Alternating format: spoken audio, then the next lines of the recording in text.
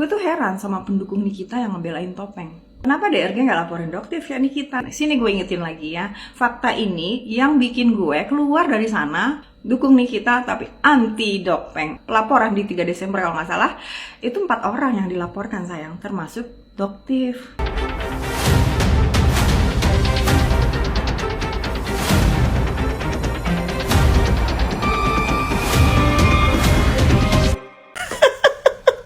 Habis 1,5 juta.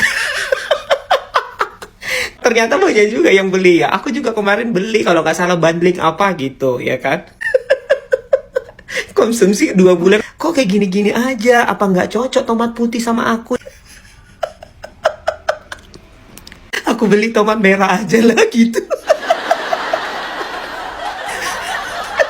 Nengok dokter Bowo. Sudah aku pakai skincare-nya sampai tomat putih.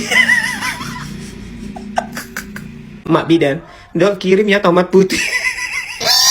Buat sambal ayam penyet. Kak 176, kakak bandil yang mana kakak beli? Panjang kali lebar emang melawan manusia ini. Aduh, seharusnya sih selesai dari kemarin, bener ini. Mundur terus gara-gara dia ini. Aduh. Makanya ini benar-benar menghabiskan ini energi waktu. Iya. Gak apa-apa. Ini dokter ini kan mau jadi pengacara juga, mau sekolah hukum, mau tahu tentang, memang harus mengalami dulu. Pribadi mengalami dan mengalami sesuatu yang menurut dokter ini tidak benar nih ya. Disitulah dokter mengambil posisi di penegak hukum untuk membenarkan yang tidak benar, kan gitu posisinya. Iya, kan? betul. Berarti kemungkinan kalau sudah masuk ke kejaksaan, berarti kemungkinan bisa ditahan ya, Bang? Kemungkinan besar ditahan. Kemungkinan besar itu.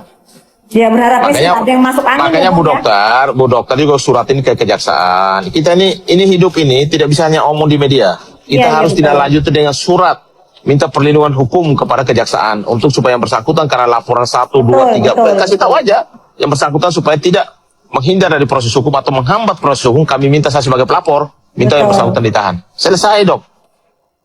Oh gitu, Ya, iya kan? betul. Dan Ya. alhamdulillahnya sih Kajati Banten komitmen kalau misalnya dia akan lakukan tegak lurus si merah putih. Ya. Gitu, betul. Walaupun dia bilang menyatakan tegak lurus atau merah putih, kita sebagai korban itu harus memberikan surat minta permohonan kepada kejaksaan untuk segera yang bersangkutan tersangka ini harus ditahan. Karena satu, dia bukan punya kasus sama saya saja. Dia kasus 1, 2, 3, 4. Yang ditakutkan menghambat proses atau melarikan diri, menghindari proses hukum. Udah, dengan alasan sakit. Biarkan kasih rumah sakit yang ditunjuk oleh kejaksaan. Dijaga oleh pihak kepolisian. Kalau memang dia sakit.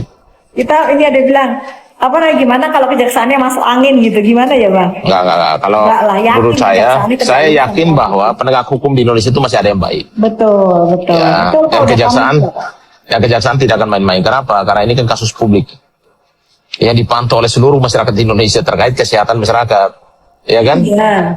Jadi dokter itu sudah benar melakukan upaya. Ini kan bagian dari bela negara kalau saja. Aku pengen tanya ke aparat penegak hukum ini loh tentang itu tadi, tentang asas salus populi suprema lex ini, kenapa kok nggak dipakai ini loh, Bang? Jadi begini, penyidik itu punya kewenangan subjektif. Maka sekarang sudah kewenangannya tidak bisa subjektif, kembali ke kewenangan objektif. Objektif kan? Nah, soal masalah asas, semuanya tergantung dari yang kembali lagi. Soal kembali lagi daripada pantauan pihak penyidik secara objektif. Apa orang ini dengan keadaan sakitnya harus tahan dengan KUHP yang terbaru kan? Pertimbangan-pertimbangan itu kan selalu ada. Dan pertimbangan bukan hanya penyidik, pasti melibatkan direktur, melibatkan pimpinan supaya kasus ini harus dipertanggungjawabkan ketika nanti ada pertanyaan daripada publik kan gitu. Ya kan? Jadi saran saya Bu Dokter lakukan upaya praktik dalam waktu dekat untuk membuktikan status tersangka yang sah atau tidak. Dan minta supaya dihentikan dan juga keluar SP3 dari pihak pengadilan. Pengadilan mengeluarkan itu. Gue tuh heran sama pendukung Nikita yang ngebelain Topeng. Kenapa DRG nggak laporin Doktif ya Nikita? Sini gue ingetin lagi ya. Fakta ini yang bikin gue keluar dari sana, dukung Nikita tapi anti Topeng. Laporan di 3 Desember kalau nggak salah, itu 4 orang yang dilaporkan sayang, termasuk produktif. Dalam proses sampai bulan Maret terjadi penyesuaian saya. Penyesuaiannya berdasarkan apa?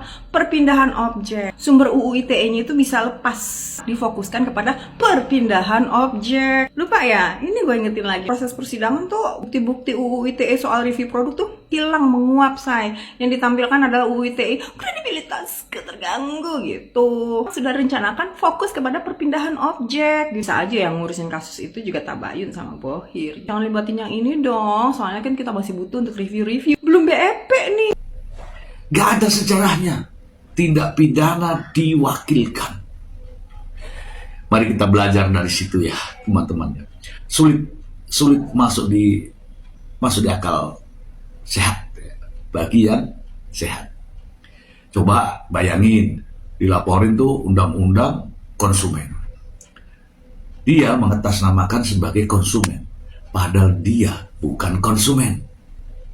Katanya mewakili konsumen. Konsumen yang mana yang sudah terwakilkan? Katanya lagi atas nama masyarakat. Melaporkan undang-undang kesehatan. Masyarakat yang mana yang sudah terwakilkan? Gak ada. Gak ada. Jadi kita semua ini nampaknya dibuat sibuk ya dari masalah-masalah seperti ini. Yang lucu menurut pendapat saya. Tidak pidana kok diwakilkan. Ya kan? Yang rugi siapa? Aneh. Jadi saya tidak akan membahas substansinya, tetapi membahas perbuatan yang sikap dan perilakunya sebagai seorang dokter. Nampaknya mewakilkan itu harus dikaji ulang. Ya kan? Nah, ini beredar di video-video itu. Masyarakat yang mana sih yang sudah mewakilkan atas nama konsumen? Masyarakat yang mana yang sudah mewakilkan atas nama masyarakat? Ya, kalau menurut pendapat saya sih ya, ini persoalan diri sendiri, persoalan pribadi. Ya, coba Anda lihat. Ini ke arah mana? Dia adalah pengusaha skincare. Dia seorang dokter. Yang diserang dokter juga. Dan dia bukan pemakai daripada produk. Kalau ada persoalan-persoalan seperti ini, ada kok badan-badan negara yang sudah mengurusi masalah ini. Bukan dia. Jadi harus dilihat dari situ ya. Perlu saya tegaskan kembali bahwa mengatasnamakan konsumen, mengatasnamakan masyarakat demi kepentingan pribadi, itu justru berbahaya. Nanti aku bocorin ya, bagaimana dia diam-diam merekam pembicaraan antara Dr. O dan si terpidana yang dibocorkan sehingga orang marah dengan perbuatan. Nanti ya, nih kalau dia terus nantangin aku dan dia nggak diem dan dia tetap bikin onar, aku tambah bikin melek mata kalian. Yang paling bahaya di urusan keributan skincare ini adalah dia. Ya, sudahi semua ini.